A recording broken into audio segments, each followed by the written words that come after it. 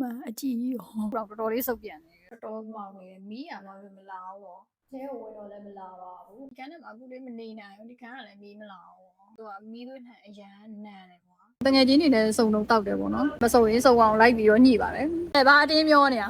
အဲကွာပူတင်ဗလော့ကနေပြန်လဲကြိုဆိုလိုက်ပါရရှင်ဒီနေ့တော့ပူတင်ကတငယ်ချင်းတွေနဲ့ရေသွားကူးမလို့ပေါ့နော်ဇီးလက်ဟိုတယ်မှာချိန်ထားတယ်ဇီးလက်ဟိုတယ်မှာရေသွားကူးမယ်ဘာလို့ဆိုတော့ तू ကဒီ September လထဲမှာ promotion တွေရှိရဲပေါ့နော်ဂျားရက်ဆိုလို့ရှိရင် तू ကတငယ်ချင်း3ယောက်သွားရင်2ယောက်စာပဲပေးရတယ်ပေါ့နော်ဒါပေမဲ့ပူတင်တို့ကတော့ကံမကောင်းစွာနဲ့စနေတနင်္ဂနွေဖြစ်နေတော့အဲ့ဒါတော့မရဘူးပေါ့နော်အားလုံးပဲဇီးလက်ဟိုတယ်မှာရေကူးရတဲ့ feeling လေးကဘယ်လိုလဲ service တွေကဘယ်လိုလဲ review ကဘယ်လိုရှိလဲဆိုတာပိုသိရအောင်လို့အကုန်လုံးကိုပူတင်ကဒီနေ့ခေါ်သွားမှာပဲဖြစ်ပါတယ်အဲ့ဒီတော့အားလုံးပဲပူတင်နဲ့တူဆက်လက်ပြီးတော့ like ခဲ့ပေးကြပါဒါကတော့ outfit check ပါပြီးလဲပြီးတော့ပူတင်အလွှာမားပြီးတော့တက်သွားပါတယ်အဲ့ဒါနဲ့အောက်ပြန်ဆင်လိုက်ရပါတယ်ပူတင်တို့ဒီရောက်တော့သိတာပေါ့နော်ဒီမှာသတင်းချုပ် promotion လည်းရှိတယ်နောက်လာကြလို့ရှိရင်တကယ်ကြီးနေ staycation နေချင်တာပဲဖြစ်ဖြစ်အဲ့လိုဟိုတယ်မှာတဲချင်တာပဲဖြစ်သူတို့ early bird ဆိုလို့ရှိရင်ကြိုဝယ်လို့ရှိရင် early bird ဈေးလုံးလေးရှိရပေါ့နော်အဲ့ဆိုရင်အခုပူတင်တို့ဒီမှာ round tour လေးအနေနဲ့သွားကြည့်မယ်ပေါ့နော်ဒါကတော့တတိယမြောက်အခန်းလေးပဲဖြစ်ပါတယ်သူတို့ promotion ချထားတာအခန်းကလေ9မျိုးရှိတယ်ဒါပေမဲ့ပူတင်သွားတဲ့နေရာတစ်ခန်းကကြတော့အဲ့တဲ့ရှိနေရတယ်ပူတင်မရိုက်ခဲ့ရအောင်ပေါ့နော်ဒါကတော့ city view လေးပေါ့နော်ဒီကနေလည်းလေရွှေကုန်းဖျားကိုလှမ်းပြီးတော့ပူလို့ရတယ်ဖျားလည်းပူရင်လေးဦးလည်းတူရင်ဆိုတာဒါမျိုးဒါလေးကတော့ပထမဆုံးအခန်းလေးပေါ့နော်သူရဲ့ toilet လေးကလည်းတော်တော်လေးကျယ်တယ် mirror selfie လေးရိုက်လို့တော်တော်လေးလှတယ်ပေါ့နော်သူကတော့ကတင်နှလုံးပါတယ်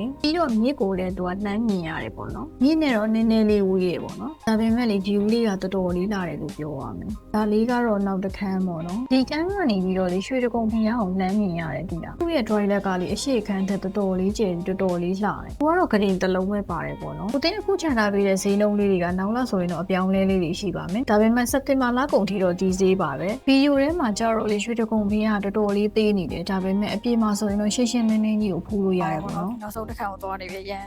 ်စိတ်လှုပ်ရှားနေပါလို့ဆိုအဲ့ဒီခါ river view မို့လို့ပေါ့နော်ကဲဒီခန်းကတော့ပူတင်အခန်းကြီးထဲမှာအကြိုက်ဆုံးအခန်းလေးပေါ့နော်ဈေးလည်းအကြီးဆုံးဖြစ်မယ်ထင်တယ်အခန်းကလည်းတော်တော်ကျယ်သိတာဒီအခန်းရဲ့ထူးခြားချက်လေးကလေ toilet ကိုဘေးဘက်ကနေပတ်ဝင်ရအင်တာနဲ့ရေချိုးကလည်းသူကတက်တက်စီခွဲထားပြီးတယ်ပြီးတော့လေအင်တာနဲ့ရေချိုးကအထဲကိုမြင်ရတဲ့မှန်ဆိုတော့လေတစ်စက္ကန့်တော့မှမျက်နှာလေးမမြင်ရရင်မနေနိုင်ဘူးဆိုတဲ့လူတွေအတွက်လုံးဝအတင်းတော်ဆုံးပဲလို့ပူတင်ထင်ပါတယ်ကဲဒီမှာ view ကြီးကိုကြည့်လိုက်ပါဦးပေးရတဲ့စီးနဲ့တော်တော်လေးတန် river view ဆိုတဲ့အတိုင်းပဲမြစ်ကိုတစုံထိကိုမြင်ရ staycation မနေဘဲနဲ့ဆက်စုလို့ပြီးသွားပြီဆိုတော့အခု infinity bay ကိုသွားပြီးတော့ရေသွားကူပါတော့မယ်ပူတင်လိုမျိုးလေးရေကူးမယ်ဆိုလို့ရှိရင်အောက်က reception မှာအရင်ဆုံးစိတ်ရင်းပေးရပါတယ်ရေကူးကန်ကလေ indoor ဆိုတော့တော်တော်လေးအဆင်ပြေတယ်အသားလည်းမမဲတော့ဘူးနေပူပူမိုးရွာရွာရေလည်းမညစ်ပတ်တော့ရေလေးတွေအားဆိုရင်တော်တော်လေးကိုကြည့်စိတ်ပြီးတော့အရန်တန်ရေလေးကူးလိုက် view လေးကြည့်လိုက်နေတော်တော်လေးကို relax ဖြစ်တယ်ပေါ့နော်ပြီးတော့ water heater system လည်းပါသေးတယ်ဒီကောင်မှာအရန်ပူနေတာပေါ့နော်အရင်ရက်ကရေကူးမဲ့ရက်လဲကြောအမမိုးကတဲကြီးပဲကြီးရွာအေးနေရောဒါမှကိစ္စမရှိပါဘူးရေကူးကန်ကတော့အနှွေးတက်လှုပ်ပေးတယ်ဆိုတော့အေးဆေးပေါ့နော်ဒါလေးကတော့ locker အခန်းဖြစ်ပါတယ်ဒီမှာလေးပူတင်အရန်သဘောကျတာ locker ကိုလေးတော့နဲ့ဖွင့်စရာမလိုဒီလိုလေး touch လုပ်လိုက်တာနဲ့ကိုလုံးဝ auto ပွင့်တော့အောင်အခုမှရောက်ဘူးတဲ့တောသားဆိုတော့သိတယ်မလားအဲ့ဒါလုံးကြည့်ပြီးအရန်သဘောကျဟော package ထဲမှာလေးတာဝါလေးပြီးတယ်နော်မှန်မြင်လေး mirror selfie ရိုက်ရှင်တဲ့လူတွေအတွက်လုံးဝအန်ကိုက်ပဲ lighting နဲ့ကောင်းတော့ပုံလေးတွေလည်းစဒ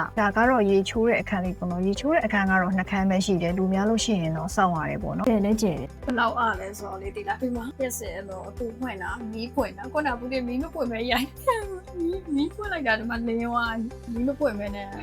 နဲလေပါညာလဲဆိုတော့ဒီမှာမီးဖွင့်လိုက်တာမီးလင်းသွားချက်ကိုခန်းပေါ့နော်ဒါကတော့ချက်ကိုခန်းဖြစ်ပါတယ်ဟုတ်တယ်မီးပြက်နေရလားမသိဘူးဆိုပြီးတော့သူများတော့ပလိန်ညာမဟုတ်ဘူးမီးမပွင့်တဲ့တော့စိတ်ညစ်တယ်အခုမှမီးဖွင့်လိုက်တာမီးလင်းသွားရဲ့တက်ရှုမချက်တော့ဒီခန်းကျတော့ stain room တော့